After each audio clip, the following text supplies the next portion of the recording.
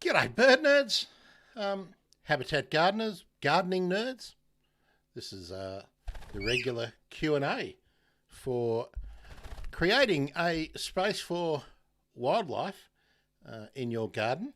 I'm Grant. I'm a horticulturist with a special interest in Australian native plants and making your spot in suburbia or rural urbia. I don't know, what do we say? Region urbia? Well, you can tell someone's excited to be back on the show. So, that's Loz.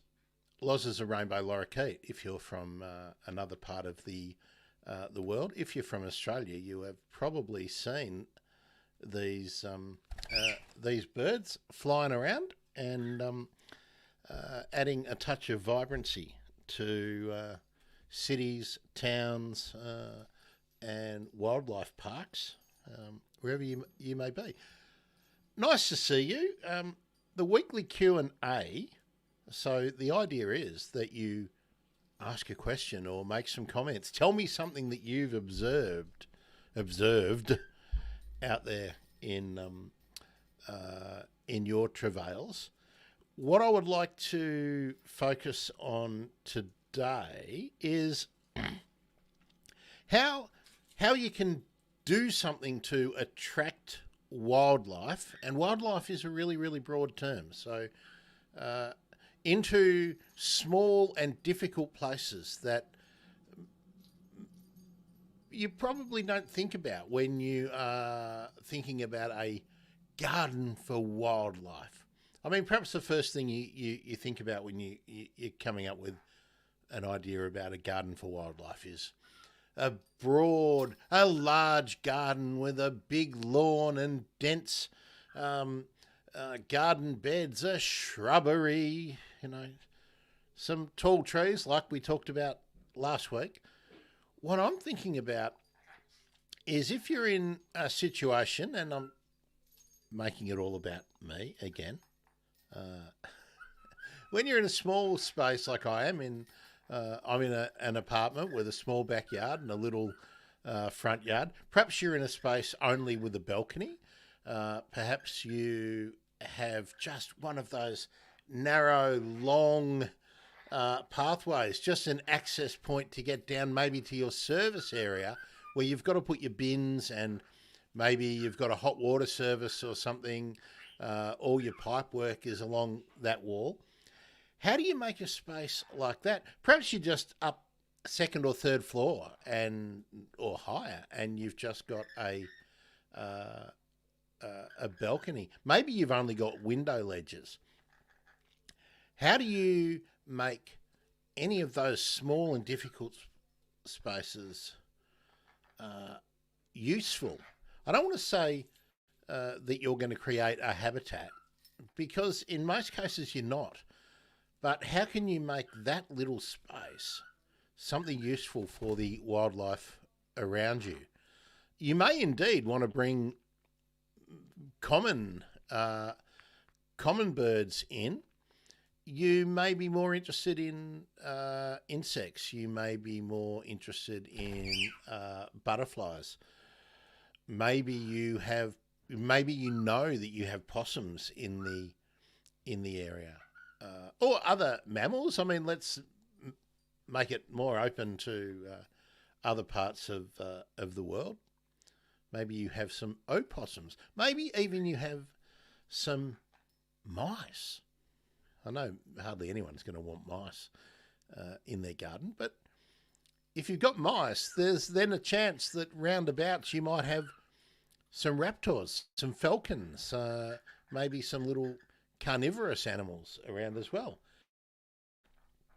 So how do we do that, but how do we make it interesting? That's where we're going today. Naomi and Glenn, thank you for your are they likes? Yes, they're likes on Facebook. God, it's better when it's love. And let's see who else is here. Oh, lots of Twitterers, X's again. Nice to see you. Okay, let me throw a question at me. I'm going to open up with a couple of, or throw a comment at me. Tell me if you've seen some really interesting uses of plants adding to habitat. And one thing maybe I'd like you to think about, I'm sure you've seen lots of features on all sorts of TV shows. Thanks, Loz. Thanks for grooming my beard there. Perhaps you've seen lots of features of buildings that have greenery on them in various cities around the world, which I think is really, really great. Oh, and let me say, if you're on Twitter or X and you would like to join in, you can do it in the comment section, but I think the way that I will see it fastest is to hit me up on the. Let me put this in. Where's my Twitter? Excuse me, folks. Just while I find this, I will edit this one, and we'll make it Twitter.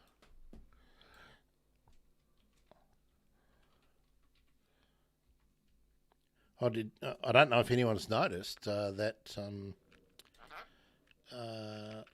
the EU have said that the blue check marks, the blue checks on Twitter are deceptive. They make people think that people have actually been verified when in fact they have not. They have just paid for something. Oh, look who's getting very, very interested again today. Where was I? Yes, you can send me a message on the Twitter or the X. Just tag me, make a comment. I think you can find the post for this stream, or you can just come into the stream and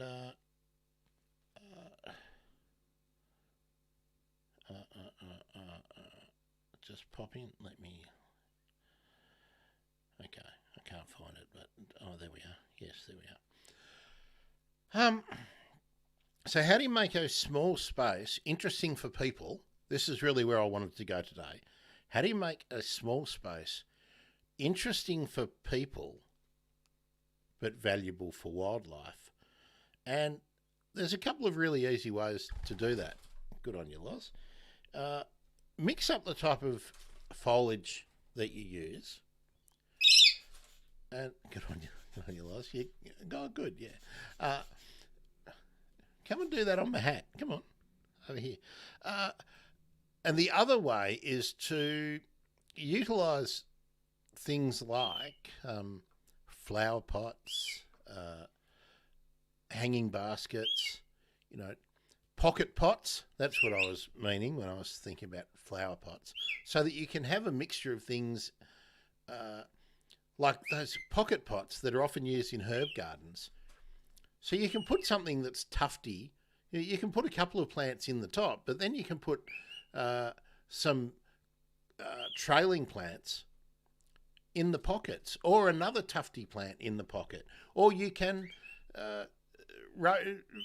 put a rotating flowering or fruiting, because you can have little herbaceous plants that fruit, lilies that have little berries in the different pockets, so you have something available all year. Those pocket pots too also give you the opportunity to create a little reservoir. I mean, you can just get a little bit of rubber or stiff plastic, or even a little, yogurt container or something like that. Put it in the pocket, fill it with water, make it a reservoir as well. There's so many things you can do just by thinking a little bit outside what the first thought for a pot or a receptacle may be. Just check the Twitter. No, nothing happening yet. Hanging baskets are one of my favourites. Oh, Loz is checking out the colours on the screen. He's very attracted to the green bits today. Very good. Can you hear it pecking away at the screen? Now, hanging baskets are a fantastic way to utilise very small spaces, but to actually get a lot of vegetation into a small space. If you're like me and you watch quite a lot of UK and European drama series, just think what's always out the front of pubs and hotels, like inns, guest houses, in a lot of those TV programs. They've always got those amazing big flower pots, and there's innovative ways to use them. Like you can turn two hanging baskets into a ball, and then you can have a range of different plants that you put in there. I mean, pansies and lobelia are the things that you often see in these traditional, and petunias and things like that in the traditional sort of British version of it.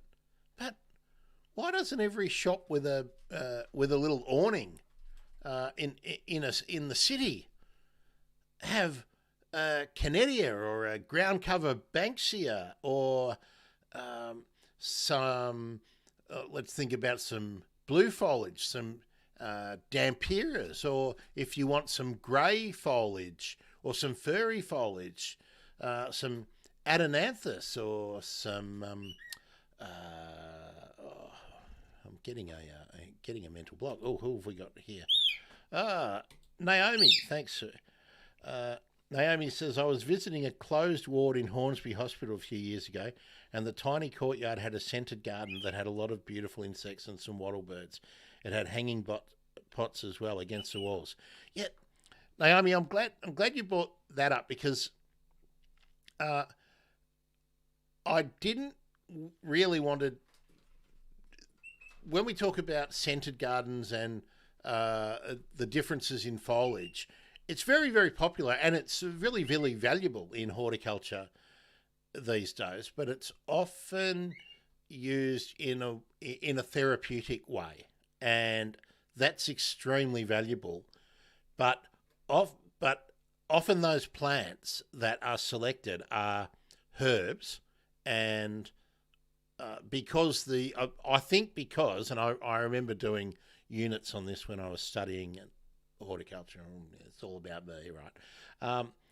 Often was because the scents, the smells, the fragrances, and the appearance of the plants too, for the people who are not visually impaired, are familiar, and they can awaken other senses and experiences, and can be really beneficial. So that's really, really, really great. What I would like people to think about, because you've all seen these spaces that get used, how can you make something that's a bit more valuable for, let's say, eastern spinebill, rather than creating a space that is going to be, and I've got nothing against the wattlebirds, but wattlebirds and miners are the birds that really adapt so well, like the honey eaters to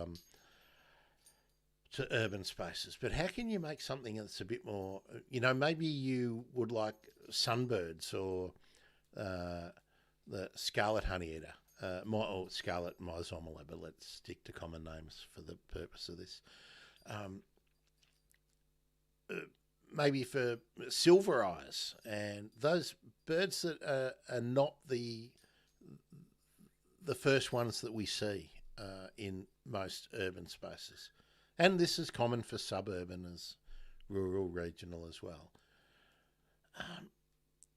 So, I mean, think about hanging baskets, and even just those little half balcony pots, the wall pots.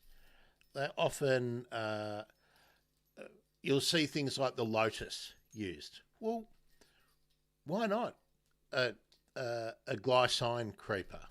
Why not a Canetia prostrata, a running postman?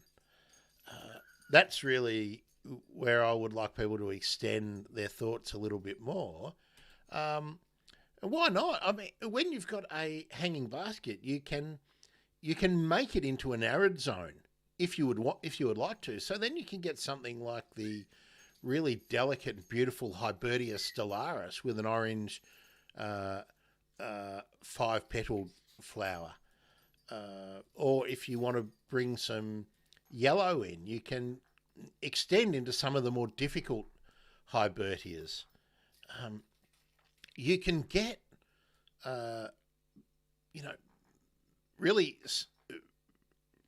I mean, you can go really, really niche. You can go for some really collectory kind of plants, like I've mentioned a million times. A lot of times. Nindathana seeds. You can, if you've got a real thing about rare Melaleucas, you can track them down. You can get. So let's go back to Naomi's next point. They're mostly herbs in this case as well. They were lavenders as well. Yeah, lavenders are really, really popular in these scented gardens and these sort of therapy gardens. They do have to be non-toxic. That's correct, because they people are there, and often people will have a support animal like seeing eye dog, a guide dog, or something as well. Come on, Loz, what are you doing? Don't bite me. Come over here. So yeah, and children running through, picking at them, whatnot. But in most cases, when we're talking about plants that are in the horticultural trade, most of them, I think, tend to be not safety risks. Oh, Loz, what did you do? Sorry, folks, he's throwing his ball around. So I do want him to be happy this morning. Yeah, so let me get back. So, yeah, Naomi, just think about it, because you're frequently in sort of a couple of different locations, and you're in a different city to me. I'm in Wurundjeri country. I'm in the southeast corner of Australia, in Melbourne, in Naarm. What have you noticed in, like, the streetscapes?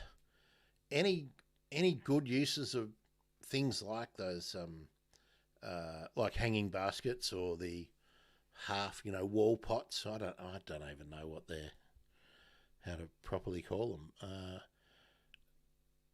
Have you noticed anything that has pushed the boundaries a little bit beyond petunias and lobelias and pansies and that kind of thing? You want to come over again, Loz? Come on. Come on. Sorry, folks. I've got to.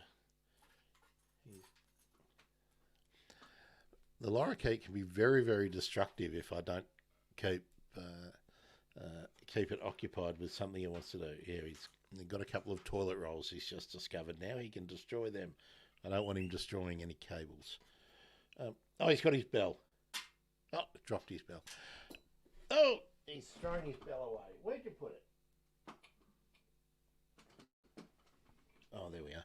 Excuse me.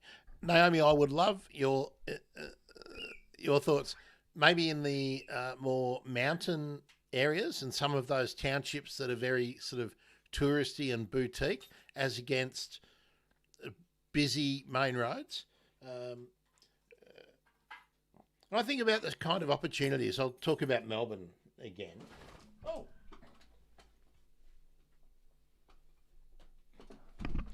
People, if they just pop into this stream, they must think this is a madhouse. It is a madhouse when you've got a rainbow lorikeet with you. I can tell you, every day is a bit of a madhouse. Um, I think about places in the suburbs like Malvern and South Yarra and Toorak where they have these really nice street furniture and they've used things like bay trees, loris, and the Ficus benjamina in their street plantings, which I think are really good. But there's often awnings and uh, verandas and things that could be utilised for hanging baskets. And I'd love to see designers and landscapers think a little bit beyond what they can buy as flowers in their seedling punnets down at the garden centres. And I do understand that there's cost elements in this, but I think there's a real benefit in doing things that are a little bit outside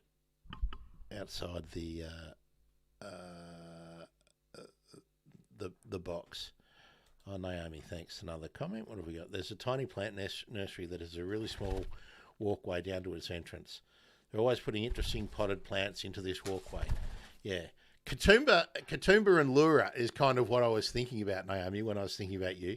Katoomba has a walkway that has this lovely potted greenery that is raised on benches. They change them seasonally. I think Melbourne is much better for utilising small areas. I think Melbourne is really good. Well, I was just thinking about even Parramatta Road, I can't remember, getting out to Petersham and beyond. What is it? Leichhardt is out there, isn't it too? Think about all those places where there's all the sort of cool, for want of a better term, trendy. Let's think about Newtown as well. These kind of places that are kind of trendy. Paddington as well, and I know it's not on Parramatta Road, where I could see that the situation, like all those, I'm thinking Midsummer Murders, and I mean, there's 1,000 of these British shows that show the villages with the hanging baskets outside of all the shops, and they're sort of spherical because they put two hanging baskets one on top of the other, and I think that would be really, really good. Now, Naomi, this is something I'd like. This is why I want to bring this up, and I mean we do it all the time in this little segment. Naomi has said, sadly, Springwood and Katoomba have an inundation of common myna and sparrows. Yeah. And I think I've talked about, Naomi, and Nandina seems to be a really common plant. It's interesting you should say that. Let me bring it all back to me again. My local shopping centre had, in their raised garden beds, in an area they have redeveloped up to one of the main entrances, coming down from right near the library and the train station and the bus terminal, they had some really eclectic planting in them. But recently, they've been replacing the plants. So things like they had Banksia honeypots or golden candles, and they had some lobelias. They've had some correas, Correa reflexa, some of the other cultivars of correas, interspersed with mondo grass and Liriope muscaria. A kind of eclectic planting, and some magnolias as the large trees. Some and these are in raised beds that are chest height, sort of. What else? Some callistemons in there as well. Some melaleuca, green globes, some of the dwarf melaleucas. And I thought, oh, this is really interesting. But recently they've and they were the plants seem to be performing quite well. But recently they've been replacing a lot of the plants, and what are they putting in? More Liriopes, um, Mondo grass. So the sort of small lily kind of things that I'm heartily sick of seeing in every sort of Japanese style garden. But they've started replacing things like the Melaleucas and the Callistemons with Nandinas. Boring. Um, I I suspect, I could be wrong, but I suspect that this is a reflection of the experience of the people that they are employing to do the maintenance.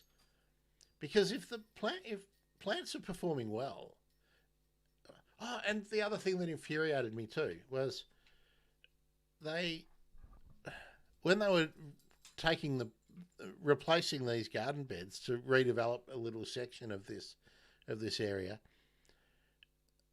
they took all the plants out and they seemed to be keeping them. And when there were some extra garden beds in this redevelopment area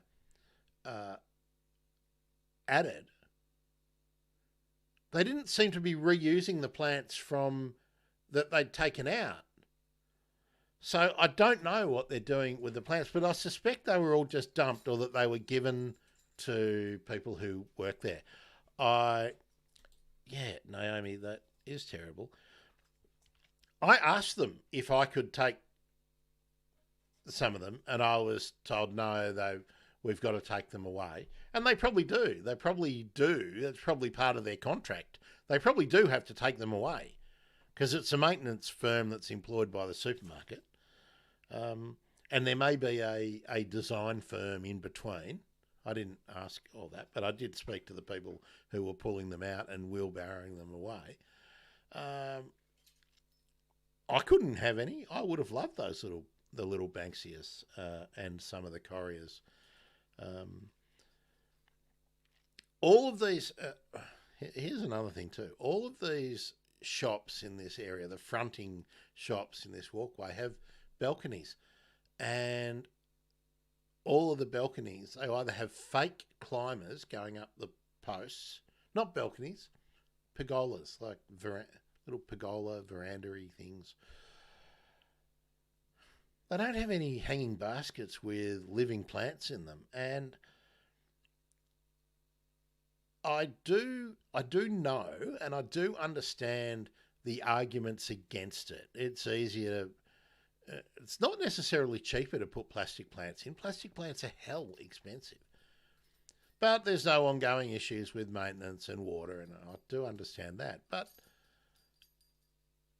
they look tacky. In an aesthetic sense, they look tacky. And they kind of convey to your customer, if you're trying to build everything else, looking to look upmarket and cool and groovy, and then you've got these shit $2 plant, $2 shop kind of plastic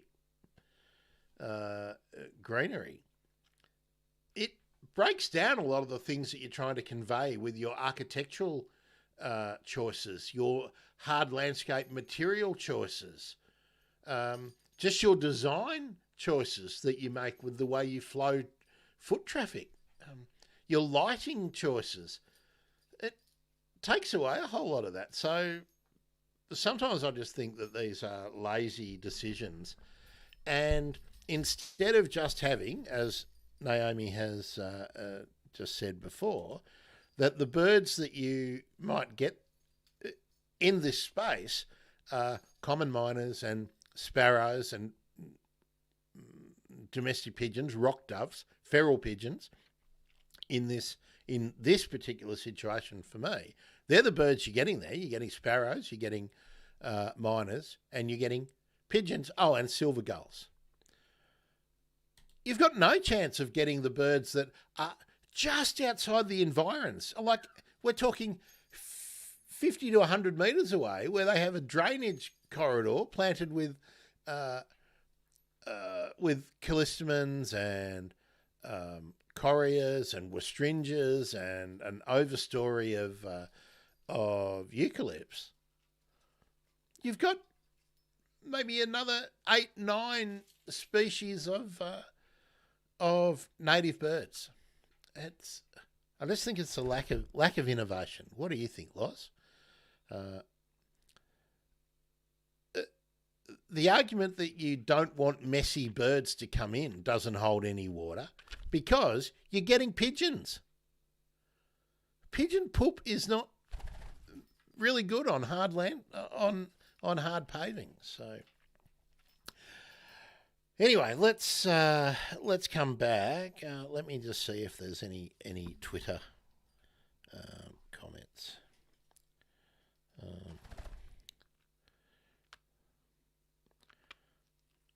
Oh, that's good. John Kadelka has got very good news. Just scrolling through. I'm not saying, oh, hello.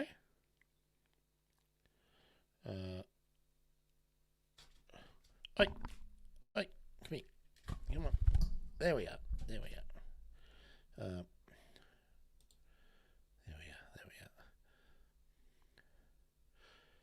Yeah. Okay. Questions or comments? I'll just say if this is the first time here, I'm Grant. I'm a horticulturist. What we try and do every Saturday morning in the Melbourne, Sydney, Hobart time zone, Canberra time zone in Australia, and Brisbane in the cooler months at 9:30 every Saturday morning, is to talk a bit about how you can add value in your garden for wildlife, be that insects, be that birds, be that mammals, and I try and just pick a topic each week that we can expand upon. Today, I've picked the idea that you can use interesting plants in small and difficult spaces, and I'm thinking mostly about using things like hanging baskets or containers with things like pocket pots and the like, or maybe those half baskets that you can hang on walls and fences, and we've got the brackets that you can hang on fences and whatnot too. So anything that you use that is hanging on a wall or a fence gives you a really good opportunity to put something that has an upright form and something that has a trailing form. So you can double up and you can mix and match. If they're large enough and if the plants you pick are small enough, you can put many plants in. Where are you going, Loz? So there we are. Okay. The opportunity is questions. I'll take a question about anything. I am a horticulturist.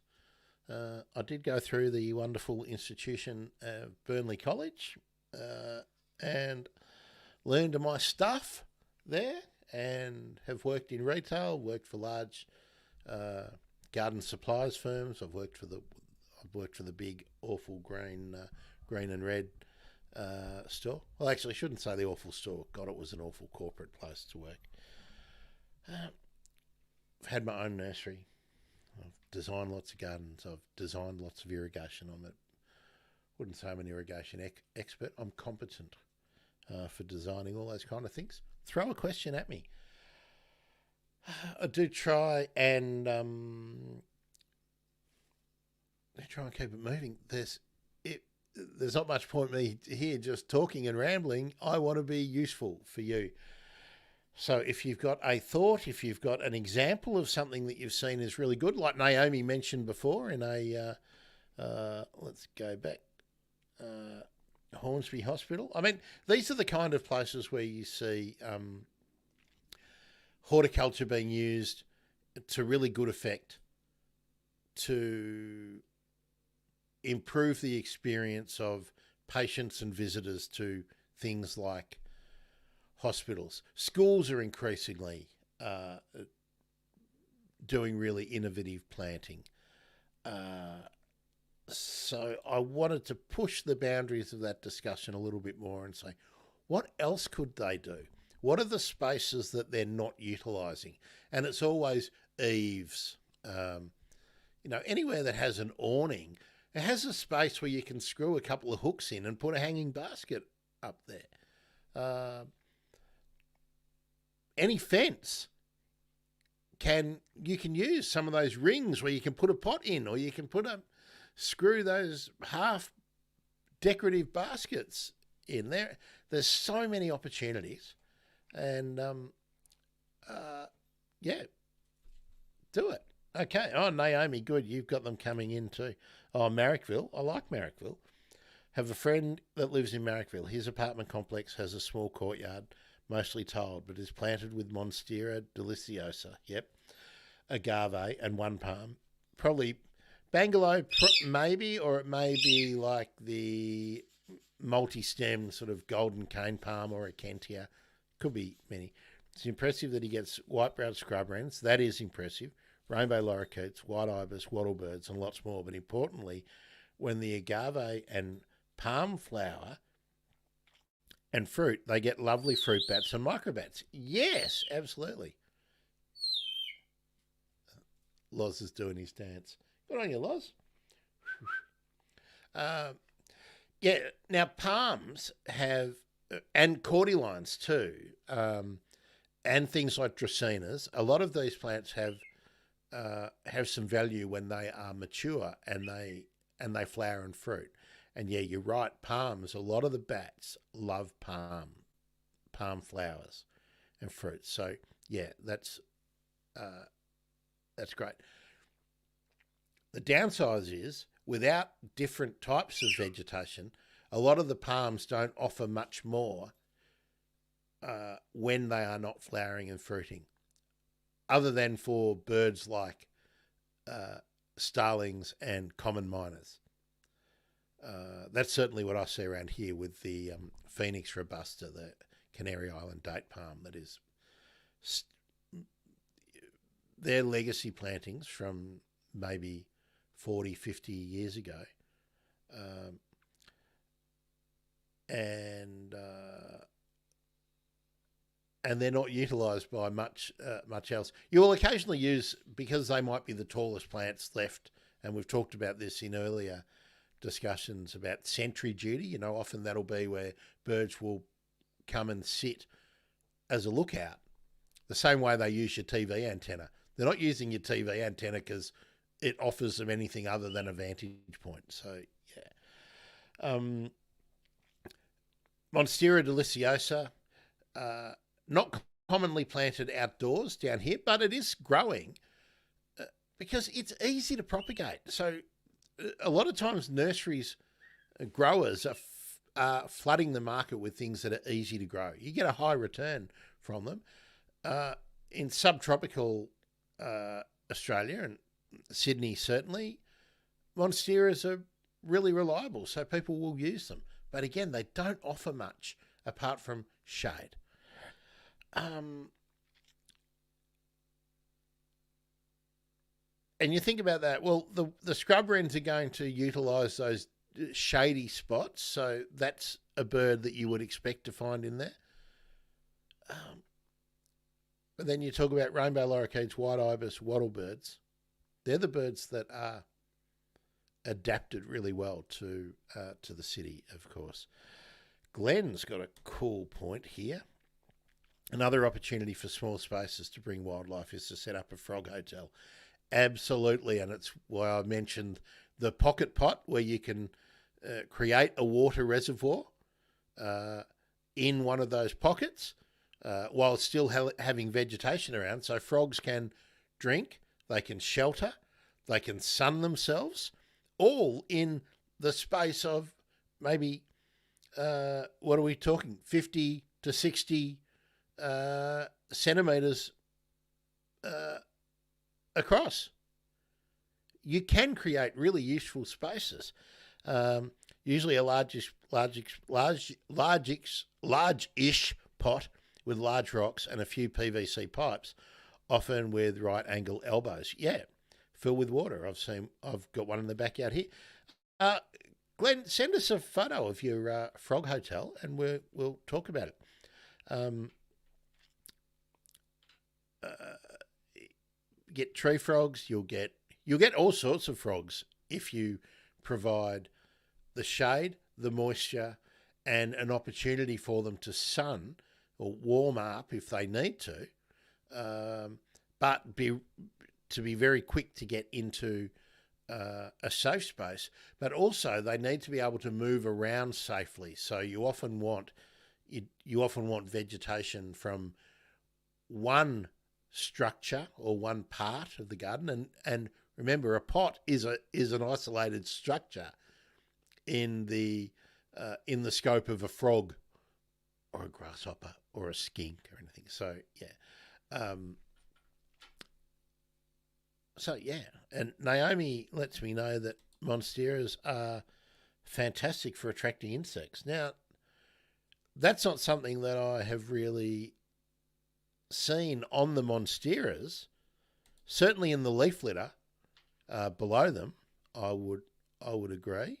Um, give me some examples. I'm really interested in how something like a monstera, philodendron, a whole lot of those kind of really common house plants that have been adapted to garden plants. What's the other one? Fatsia japonica is another one that I would love to see how. There's quite a few of those around here where people I suspect what's happened is they're given it as an indoor plant, and when it grows too big for where they wanted it to be indoors, is they transplant it out to the garden. They're extremely durable plants, so yeah, I'd be really interested in whether the insects are feeding on them, sheltering under the leaves, or if it's mostly in the leaf litter. Let me know. Let me know. Um, okay. Really veered off. Some of the other things I wanted to talk about is texture of foliage, and I know I've mentioned this many times before, but texture of foliage is really important, and you can use foliage with texture and colour along with extremely attractive flowers and scented flowers, and indeed fragrant foliage, to be used to bring, the decorative features of your small space garden inside. There are so many really cool plants with small but reliable cut flowers, but we're going to talk about flowers more next week. Okay, Naomi is.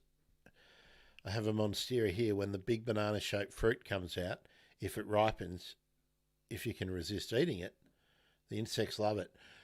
Yeah, I think you're at an advantage about the fruiting, because I think fruiting often isn't reliable here in the cold climate, in the cooler climate, if the plant is planted outside. So yeah. Bearing in mind too, you can increase your success with a plant that is a tropical or subtropical plant by planting it near things that retain heat, like retaining walls and paving, stone or concrete, tiled paving, and brick retaining walls, and indeed a house if it's brick or some other sort of masonry. So yeah.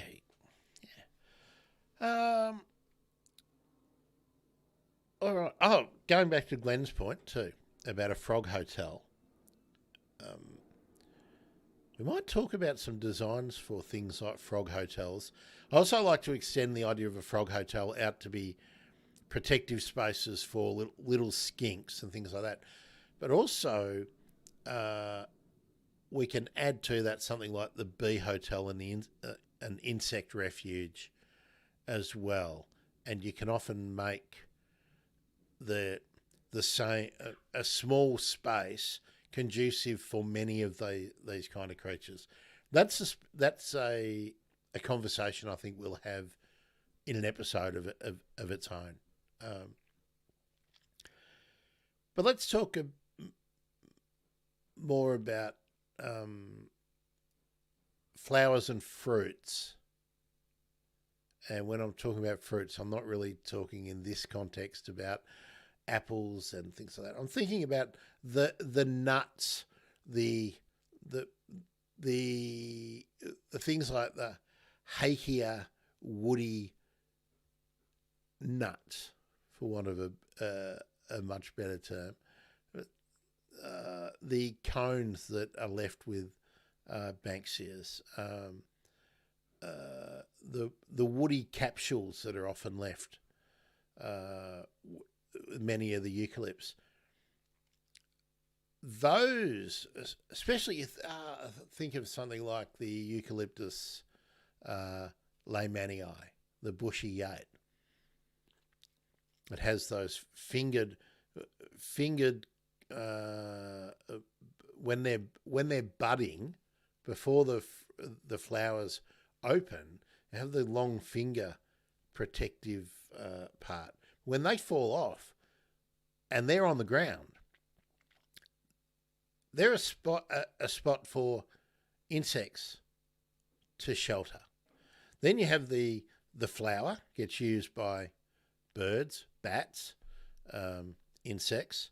And then when the flower has finished and the capsule becomes quite woody, there's little hollow spaces in that capsule that, again, is useful for insects and other organisms. Spiders, obviously, let's say insects, arthropods, etc. Let's use that as a catch-all term.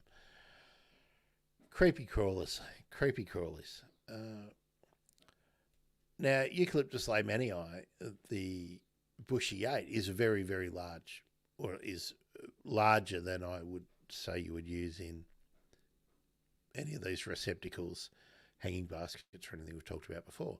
But there are dwarf eucalypts that you can use in maybe larger pots. Two of the most spectacular grey glaucous flowered eucalypts, Eucalyptus or rhodantha and Eucalyptus macrocarpa, they're suitable for large pots. Think about those, the pots you can get in sets with a large one and a medium one and a small one. You can easily use a eucalypt like that. Gives you really interesting foliage and spectacular flower, and the flowers are great to cut off and use inside if you have lots of them. Remember, every time you cut a flower and take it inside, you're depriving the wildlife of the opportunity to use it. But they also have really great capsules, fruit capsules, when they dry out. So, more comments. Anything you've seen in parks, or thinking of places like the big cafes that are attached to things like botanic gardens or even other public facilities. Some big galleries. Have you seen anything that has pushed beyond the decorative and the aesthetically appealing from a human sense, human sensibilities, into plant selection that fulfills everything that humans want, but is also added to the wildlife? And let's talk about desirable wildlife that people may want. So leave it open for a little while. I'm going to put the music on, because unless we're getting more suggestions, I'm going to retreat to, what do we put on? We'll put feeding the ducks on again. There we are. We'll wait to see if you've got any more comments or questions. And it gives me an opportunity too. I've been giving how we do habitat gardening a lot of thought. Now I'm going to keep the question and answers going on a Saturday morning. Still flexible about this time, but I am going to start doing habitat gardening streams at different times. And I'm getting a lot of suggestions, really in direct emails from people telling me that I should do more videos. But I got to be honest with you, I really like the streaming. I like the instant feedback. And in this bird gardening kind of space, people are not flooding me with comments. If I was getting lots of comments in videos on all the different socials, I'd probably be tempted to do more of them, but I'm not. And I want the interaction and the participation. And streaming gives me that. The videos don't. But I might mix it up. Anyway, I'm just telling you that there'll probably be more habitat gardening live stuff that will include guests.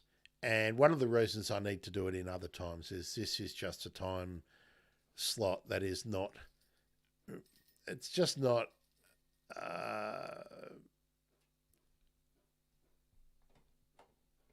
it's not convenient for most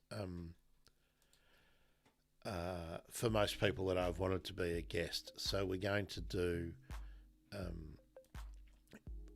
more. I really like the habitat gardening. I like being able to talk about the how we're using horticulture, and that gives me an opportunity to, if it's less in this strict Q&A kind of format that I want to keep doing on the Saturday mornings, gives me an opportunity to go a bit more off into different tangents. So yeah, you'll be seeing some of that. So with that being said, let me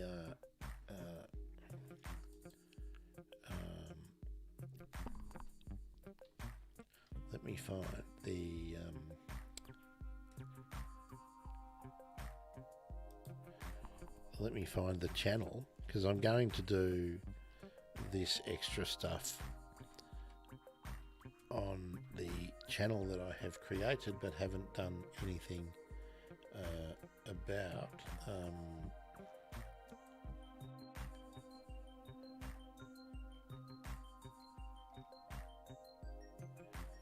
No, I'll put that out on a newsletter or something. Yep. Okay, let's see. Have we got anyone on the other? No, it's all Facebook and Twitter this morning.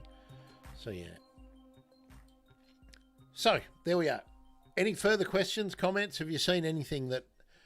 Have you seen a really good use of, let's say, hanging baskets or wall pots, places like that? Oh, Naomi's got another good idea. At my old workplace in the centre of the city in Sydney, the pub opposite had hanging vines cascading from the rooftop bar. Yeah. So this is something that we do see, and often if people are using like a garden bed as like a seating bench and it backs onto a street or a laneway or something, that's a really good opportunity to do that. As Naomi is saying here, cascaded from rooftop to the ground floor. Yeah. Now, where I want to extend it a little bit, Naomi, were they plants that seem to have habitat value? This is where I know it gets a little bit hard to define, especially if you're not sure what you saw. but I'm guessing they weren't using the prostrate forms of Banksias that are hanging down, cascading down, that then have those flowers available for long periods of time for birds. That probably something else. So it may have been Canedias, because Canedias are so reliable. Anyway, that's really where I would like to leave the conversation today. And I'm not going just yet, but I would like you to think about what you've seen that has been that you've really thought, gee, that's a good idea. And I always think about the opportunity lost every time I see these shows that have these great, fantastic floral displays in these large hanging baskets in a UK and European setting.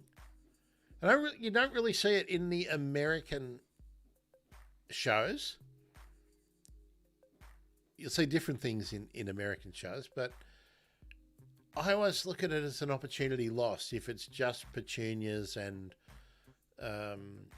violets and you know what I'm sure you know now. When you next see a British detective or murder mystery show or something come on, now you'll see them. So Naomi says, yeah, birds seemed to hide in it, and it did have flowers. It's beautiful. I think it provided a hiding spot between the Chinese garden and the botanical gardens. Naomi, if you don't want to identify the pub, send me a message or an email. Tell me what it is, and I'll see if I can find some visuals of it and identify what it is. Because this is the kind of thing I think we should promote more and more.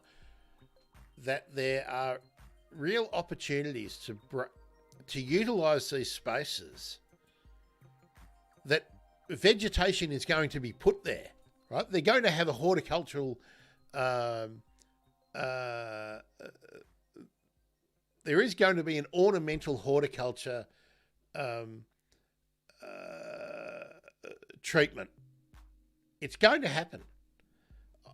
I just would like to see that the first thing that a designer or a contractor tries to put in, the first requirement is that it is wildlife friendly, and then the other selection criteria will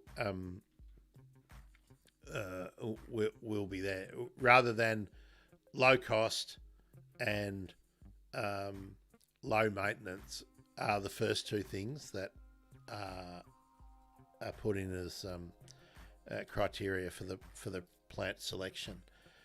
And the more of these strategies that are tried, and the palette of plants that are used expands, the more we're going to see successful implementations that don't need to be very quickly, that we're going to get something more than the Chinese star jasmine used in these kind of situations. Well, then maybe you will be sitting down having a coffee with your friends, and a scarlet honeyeater might just pop in to start feeding on the vegetation in the beer garden. That's what I want to see, rather than the only honeyeaters that you're going to see are a red wattlebird or a noisy miner or a little wattlebird. I've got nothing against them. Yeah. So, Naomi, Glenn, thank you for your input. Anyone? Thanks, Lois. Do you want to come over? Say hello? Come on. Thanks for your input. I've really enjoyed the conversation. Come on. Betty, if you're out there, how are you going in your large garden / paddock, woodland. Be really interested how things are going in Goulburn because it's so cold at the moment. Naomi, tell me, let's get a weather update. Beautiful day here in Melbourne, clear, but cold. It's cold, but it's clear. It's a beautiful winter's day. What's happening in the Sydney environs today? Been feeling for people in the US with I saw some temperatures in some parts of America going to 117 Fahrenheit. Any way you slice it, that's hot. That's hot. That's unpleasant. Power outages in large parts of Texas, millions of people with no power, and 105, 110 degrees Fahrenheit, and humid. That's pretty awful. Sydney, cloudy, cool, cold breeze. We don't seem to have any breeze today. What are you doing, Loz? Hey, here. Come on. Come on. Come on. There we are. There we are. So Loz can come over and say goodbye. Yeah, he's looking very happy with himself today. Okay, we'll just give another minute or two and we'll see. Glenn you're in the gardens, yes? Glenn's at the Mount Annan Botanic Gardens this morning. I should say, if you're in Sydney, try and make an effort to go to the Mount Annan Botanic Gardens. And if you go on a Saturday morning, you might be able to get a tour of the gardens with Glenn, friend of the show. Glenn knows a bit about the gardens. Good. Light and overcast in Western Sydney. Breezy, 13 degrees. Breezy. I'm glad it's still here. It's sunny. I can see some sun coming in the bottom of down below the blind out there. If Stan was here, he could tell us what's going on in Kangaroo Island. Loz, look, when you're doing that, you've broken the ladder. You've broken the ladder. Yeah.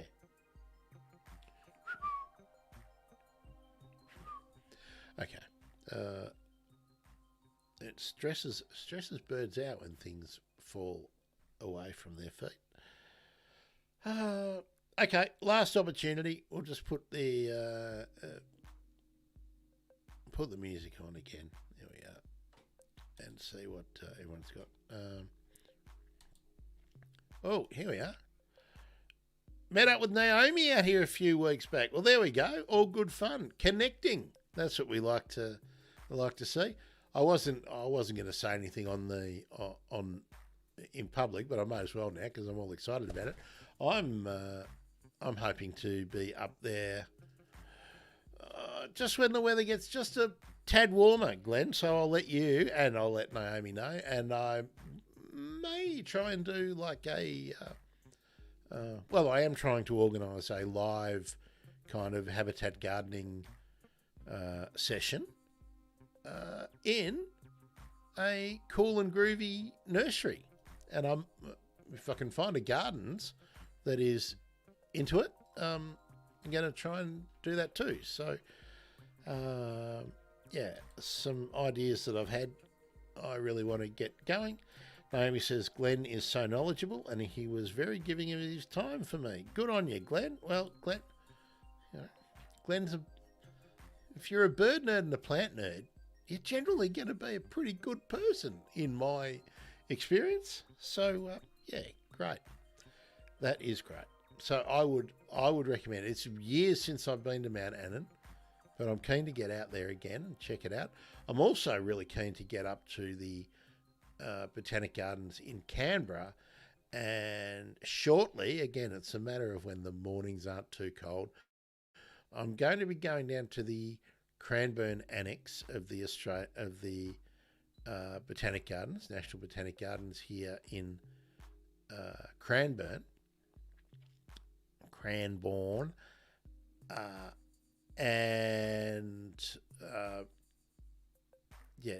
sort of highlight some of the things I think are really successful in the way the designs have been done and implemented, and some of the things that are, I don't want to use the word easy, but quite achievable in most gardens. That's the approach I'm going to try and take when I am making things that are not live.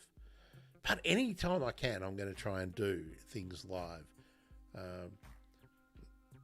And I'm almost kitted up so that I can do live streams from somewhere like the gardens. So we'll look at that down the track. All right, folks. Time for me to give Loz a bath and find some things to entertain him for the rest of the day. Him or her, I still don't know. Of course, I still don't know. Come on. Thanks for joining me on Habitat Gardening, the regular Talk Fest. Hopefully it's more of a question and answer and comment fest rather than just a talk fest by me, Grant, horticulturist. Just talking about many of the ways that we can make any garden a refuge or something valuable for the wildlife that we're all living around. Thank you, Glenn. You too. Have a great week. Enjoy the rest of the day. I hope you had a good Shroom Saturday. And Naomi, thank you for your input again today. I'd love to know the name of that pub that you were mentioning so that I could maybe find out what the cascading plant was that had the birds in. Thank you, Naomi. Thank you, everyone on the, what have we got? On the Twitter/X's and on the Facebook and the couple that popped in on YouTube. Good to see you. I'm Grant. I'm a bird nerd. I'm also a plant nerd. It's been Habitat Gardening on the Bird Emergency. Ciao.